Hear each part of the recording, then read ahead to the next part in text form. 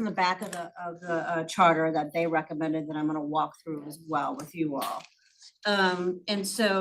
And then, of course, Dr. Alexander was our final approver, and so what you have in front of you is the work of all of us put together. Again, not too many substantive changes under responsibilities, just a lot of cleanup. If you go to the second page. Can you do that? I have Yep. one recommended changes Yep. on your workforce responsibilities in the first paragraph. Yep. I would recommend you change benefit spend to benefit plan design.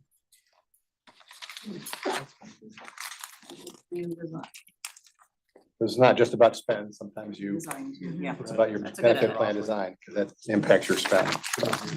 Okay, so very good. Noted. We'll make Sorry. that update. No, no problem. Anybody else under the responsibilities, any other suggested edits before we move on? Need to rush us through that, so thank you, Ron. Okay. If not, let's go under composition, which is on the second page of the charter. A few items that we added in, really the last sentence: for issues or actions pertaining to executive leadership compensation, the committee shall be staffed by the CEO and chief HR officer. So essentially, when we get to the annual review of executive compensation, all management should leave the room, with the committee being here and Dr. Alexander and the chief HR officer. So we wrote that into the charter. And the meeting schedule, that was actually a Gallagher edit. That was a recommended best practice from Gallagher, as well as under meeting schedule. The committee shall end each meeting in an executive session without any mental health executives or management present to discuss and approve any issues or actions that directly impact executives. So really, that's an opportunity for the committee to meet in case there's something on their mind that they want to talk about, just gives them the forum to do that. And so if there's no issues that need to be addressed during that executive session, or you don't need to address anything, then certainly you don't have to add that to the agenda, but it gives you the option to be able to discuss those matters with the regular cadence and with folks appropriately in the room. So other than that, any questions? The other change under composition is also committee members shall be free from any material conflicts. Did we have some version of that before, or? Actually, I think that's a new ad. You're That's right. what I thought. Yeah, Okay. that's a new ad. That was a Gallagher ad as well. Thank Okay. you. Are there any questions or comments from board members? Do you think this clearly reflects what we are charged to do or what we should be doing? Is there anything that where we need to better clarify or any additions we need to make? Not asking for additional work.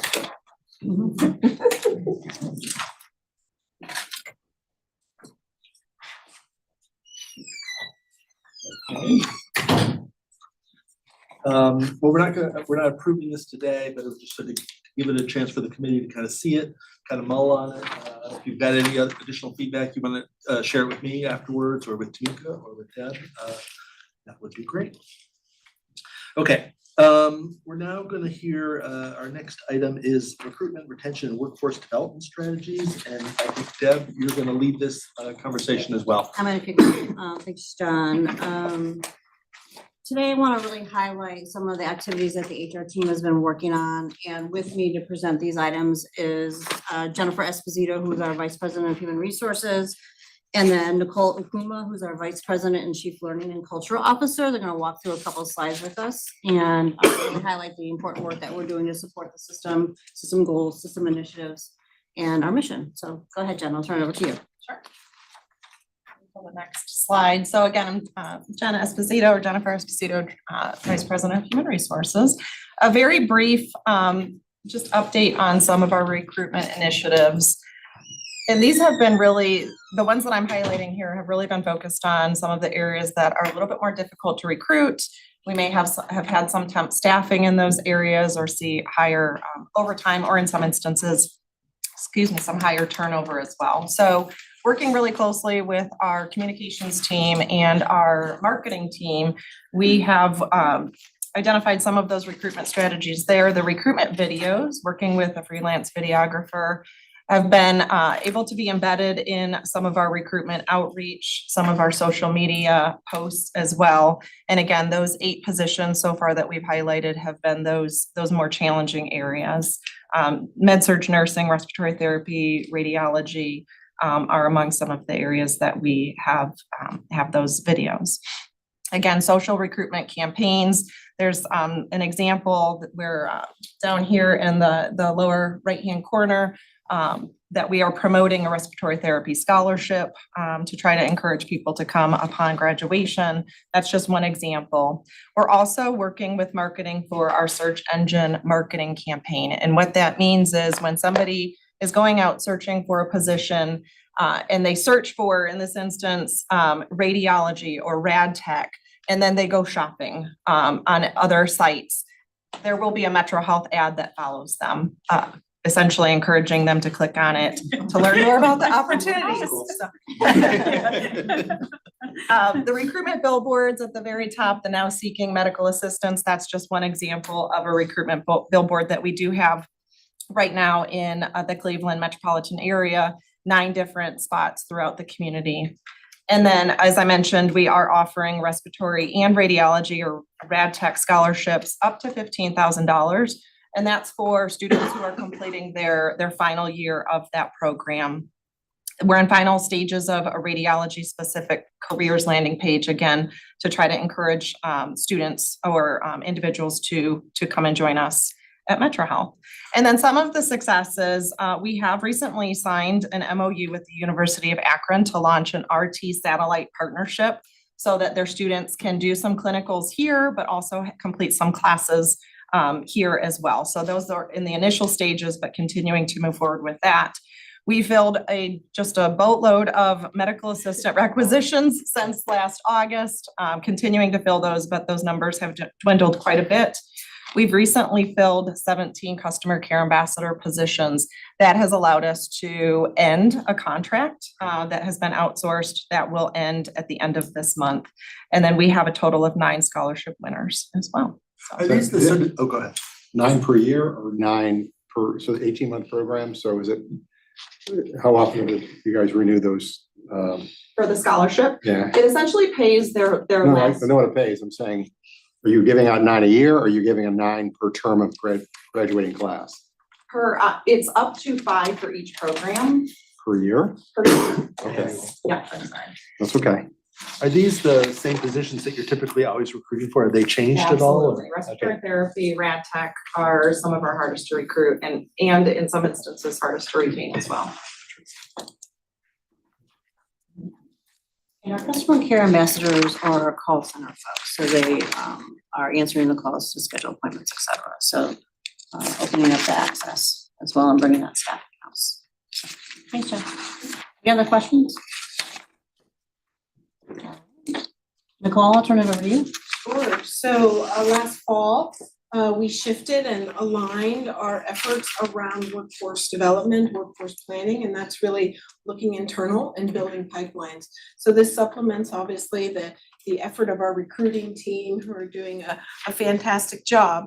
But some of our issues around challenges in the Northeast Ohio area where we have a lot of competition in healthcare gives us an opportunity to look within our organization and see where we can grow and build internally.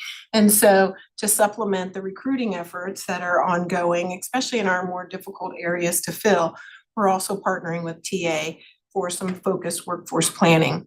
One of the things that we've implemented that's really kicking off well and soon is looking at our tuition reimbursement approach. So obviously we've had a strong tuition reimbursement program for quite a while, but now we're pulling that list and we're talking to those employees who are receiving those funds, having conversations about where you are in your degree, what do you want to do, what are you majoring in, what are we investing in an employee, and is there an opportunity to ensure that we keep you here long after, especially since Metro Health invested in your reimbursement. We have a very strong reimbursement program for certifications and different degrees, so it's not just bachelor's degrees, and so we want to make sure that we're keeping and capturing those employees. Equally, if we have hard to fill areas or difficult to fill opportunities and potentially maybe moving people up and over. And we want to capture them instead of having them leave. So it's an intentional approach, yes. So does that work like a signing bonus? You reimburse the tuition, they have to stay on for so long, I have to reimburse. There is an expectation if you get to tuition reimbursement that you will remain with the organization for the year. You have to, there's some Or, penalty. we collect that in your final paychecks if you choose to leave. But honestly, if we've got growing talent, we want to keep them. So we want to be competitive and support them while they're in school, not try and keep them when they earn that degree. But yes, it is a money save too, if we can keep our investment. We actually are focusing on quite a few retention strategies. So as Jen mentioned, radiology and respiratory are areas that are highly competitive. There's really a shortage in the country for those folks. And of course, Metro Health is experiencing those same impacts. So what we've done is we're starting to really understand what we can do internally, not just to retain folks, but to identify people that may want to go into these areas, aligning with our scholarships. Are there some development opportunities?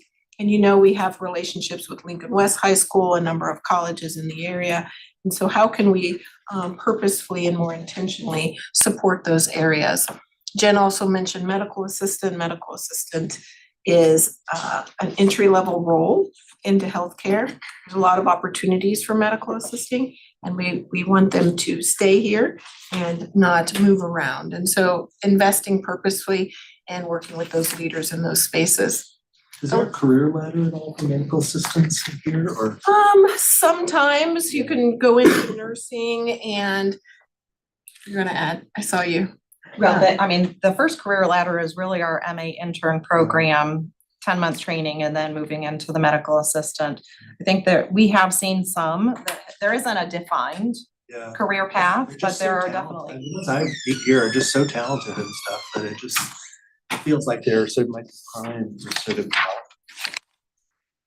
Alignment for inpatient, the PCNA is very similar, Mhm. right? And so what's the path for both of those? Yeah.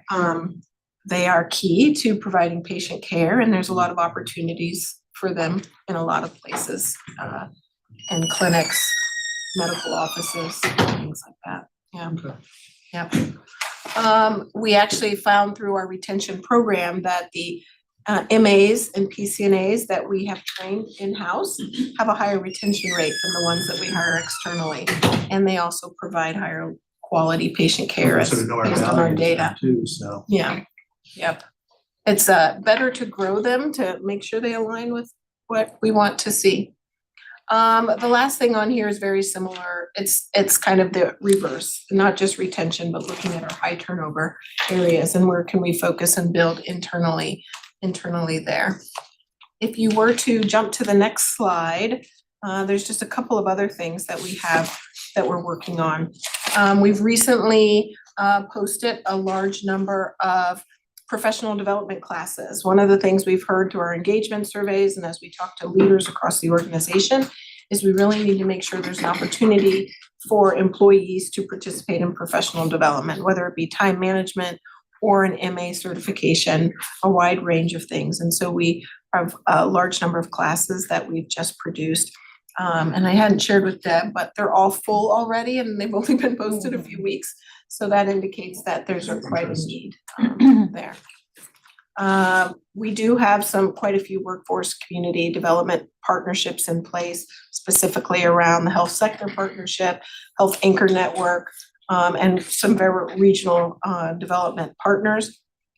In the health sector partnership and the Health Anchor Network, there are healthcare systems across not only Northeast Ohio, but the state and the nation who participate and share best practices, talk about some of the challenges that they're experiencing and some of those solutions. So that's been a really important relationship that we've deepened. And then the last two are just our career pipeline. So we're really targeting hiring of scholarships for college and high school graduates, looking to see how we can bring those folks right as they finish into the organization and deepen some of the partnerships that currently exist. You can imagine with Tri-C, Lorraine, Case, and that. So how can we grab onto those students as they make their decisions about their career? And one of the ways is our college intern program. So we just kicked that off a couple of weeks ago. This year, we have 28 students from 15 different colleges, and they're working in 15 departments. And so, of course, we want them to experience our organization before they graduate college, and hopefully come to work here or jump into one of our programs. So it's been an intentional investment in workforce planning to supplement the work that the TA team is doing.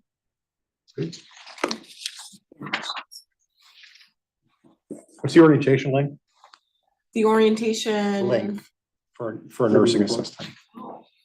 So PCNA, they go through a 2-week course here, and then they have 2 weeks orientation on the floor. So 4 weeks. Yes, roughly. If they need more time, we give it. Oh. Leading up to another question. What's the pay scale for an NA or a PCNA? Just entry level? Sorry, Jennifer. I know there's about a $2 difference. No, between just what's the PCNA. average? I can tell you off the top of my head. And John, are you I'm able to pulling it pull up, Yeah, yes. we can get that for you. There is a difference between inpatient, PCNA. Yeah, I'm just looking for an average. Oh, okay. Hello, I can answer that. The PCNA start rate, these are both union jobs. The PCNA start rate is $19.29, and the medical assistant start rate is $22.45. Okay, thanks. Thanks, Patty. There's another question coming, so keep going. Yeah. That's why I'm looking at you. Ready to move on to the next slide? or Yes, do you have- ma'am. Okay, all right, very good. Okay, so as we talk about the intentional work that we're doing in the HR department, we really want to support our leaders in our system on retention, right? One of our system goals is to reduce our turnover within the first year of employment. And so recently, Nicole and her team, we launched a targeted survey to 864 employees who didn't participate in our engagement survey last year. So they would have been within their first year of employment to really understand how they're doing, how is their experience, and is there anything that we can do to support them within their first year of employment? And so you can see the trends here on this, in the data. Right now, we're at 43.1% through the year. So from January 2025 through June, this was pulled on June 2nd, so it would have been the beginning of the month. We only see one in June. So really January through the end of May, we're about 43.1% of our folks, 43.1% of our total turnover is coming within the first year of employment. And so we're really trying to be intentional in the efforts to support our newly hired employees. 44% of our new employees leave. Of our turnover. So 44% of our turnover, our total turnover is employees who are within their first year. Okay, 44%. Our total. Yeah, we've been trending turnover What's the total number of annually. employees? Like 18% has been around the average of our turnover system wide. The first year, what's the total number of first years that leave in the first year? Percent. Well, here's why. Here's why I asked you the Last year it was question. 44%. I'm glad Chrissy's back in the room. So you have 506 departures for the year. And if you take an average rate of $20 per hour, that's $1.6 million spent in orientation. So you just lost $1.6 million orienting somebody that left. So you cut it by 50%, you're saving 800,000. So I'm just saying, so for every 10% you can reduce that, you're gonna save about $404,000 without impacting, reducing workforce, reducing, productivity or whatever, just by reducing loss. So whatever you can do to facilitate retention and reduce that number, it's a win for the organization. So that's why I was asking the question, Jennifer, so. So again, what percentage leave within the first year? What percentage of employees leave within the first year? I don't know that we've got that data right here. I can get it for you. Okay. But I think, Chrissy, as you're looking for plans to,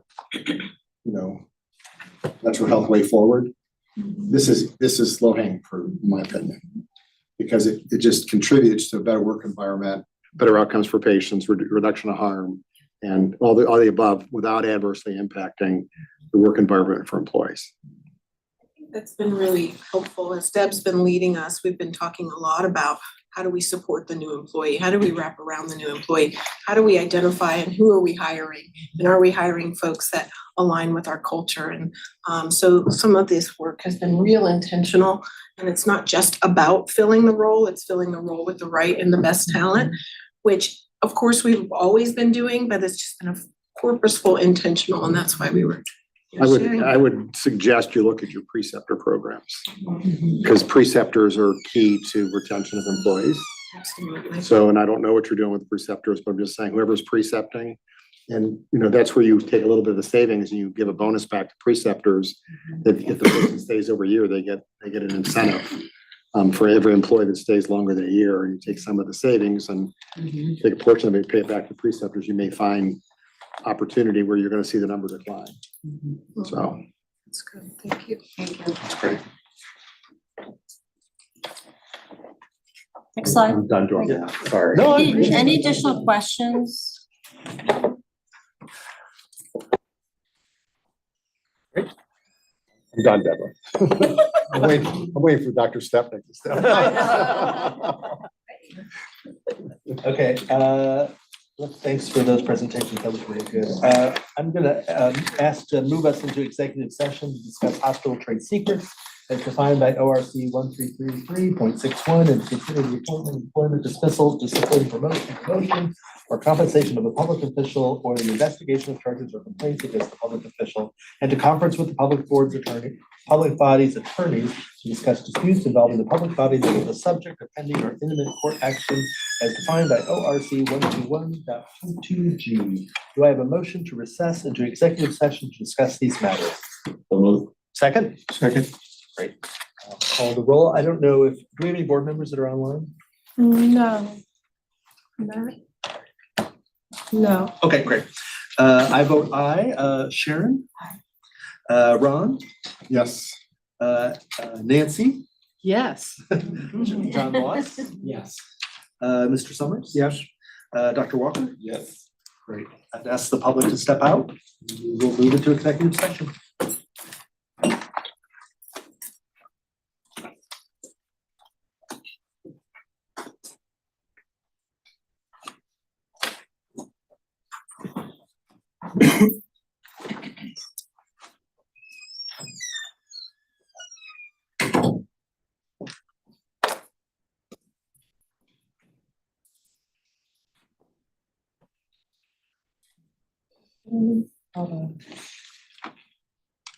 Okay.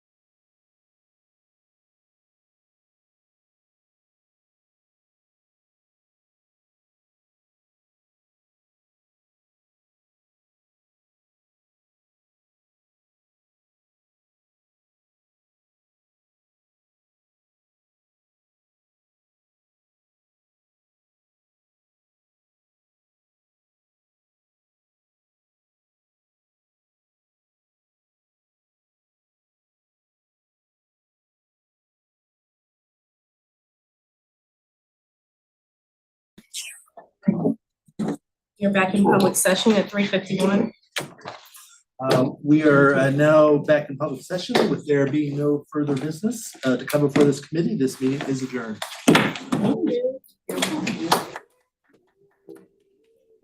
Wow. Let the record show. Record's on you. I exceed my 30 minutes. Quite honestly, I wish we would have moved all these things up. I know, but you know, I know. You can't do that. I know we can't do that because with meetings and people can't come here. Say we started the public meeting a half hour before they got here. I would love to have this half hour now. You did text me and I told Allison and. Tamika, did you share this with Nancy? Of course I shared it with Just reading it out. It's something there. And I did, at the committee meeting, I did tell everybody, we're still committed to the same stuff. It was just ironic